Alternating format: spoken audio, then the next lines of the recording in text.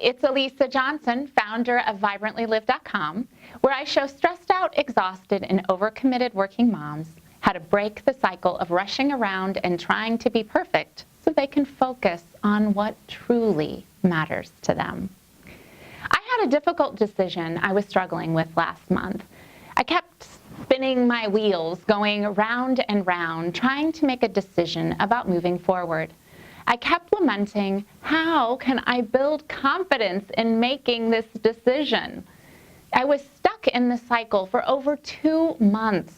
I'd been actively praying for direction, and little things had happened to show me that, well, I was on track.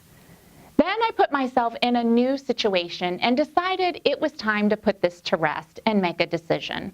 It was costing me too much energy to continue in this indecision. This week, I want to share my journey of how I was able to step into a choice that is leading me closer to my life purpose. I felt very strongly over this past year that I need to reach out to more women with my message of how to have more balance and margin in your life so you can focus on what's truly important. I've done a fine job of doing the dance of 2 steps forward and 1 step back, and then 1 step forward and 2 steps back all year due to fear. I was done with it, and I had found a mentor I wanted to hire for next year. I'd done a lot of research, as is my way, but wasn't willing to commit because, well, working with him is expensive, and the cost scared me. You see, while I like to think of myself as having a strong faith, when it comes down to things that scare me, I want to have full assurance that the outcome is going to be okay before I step forward. But ladies, that's not how faith works. In fact, that's not faith at all. There are no guarantees that our marriage will turn out okay. There are no guarantees that our children will be healthy. There are no guarantees that we have another day after this one. Fretting and worrying about those things, wanting complete assurance, isn't the type of life God calls us toward. He calls us to stay close, follow his lead, and step forward in faith. So I stayed close. For months, I'd earnestly been praying about this decision.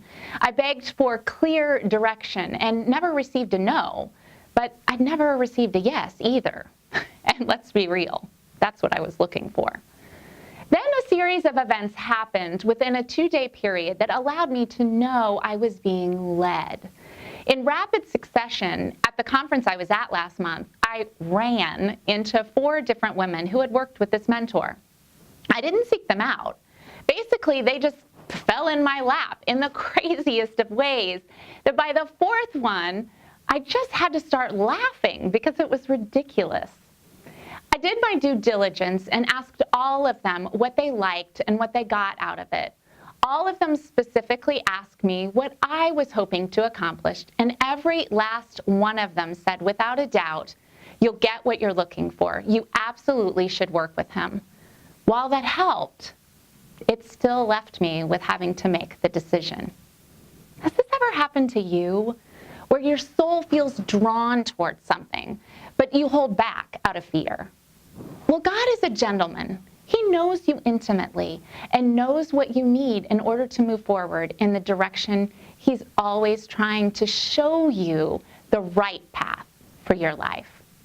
I tend to research things to death. So what did he do? He placed 4 women in front of me to research. The key is in being willing to actively look for the confirmations, whether they are yes or no. They can come from anywhere, random conversations, nature, something you heard on the radio or read in a book, but you have to be open to receiving them. So what did I do? The morning of the final day of the conference, I put all of this together and received the gift God had given me by allowing me to meet these women. I accepted that he'd answered my prayer. He'd made it clear that I was to step forward in this decision. Even though it scared me to death and I cried a lot, just out of fear, my husband and I agreed. So I stepped up and signed up to work with the mentor because I have the confidence that this is the next step toward my life purpose of bringing my message to more women. Now, here's your Vibrantly Live challenge. How are you stepping outside your comfort zone to live your life on purpose? Have you been asking, how can I build more confidence in knowing which way to go? Stick close by praying through your questions and your desires. Then live your life in a way that allows you to be open to the confirmations all around you. Trust that God knows you intimately and will point out the way. And once you see it, don't be afraid to step forward. Be sure to share how you've seen confirmations in your life. Until next time, get out there and vibrantly live. Bye.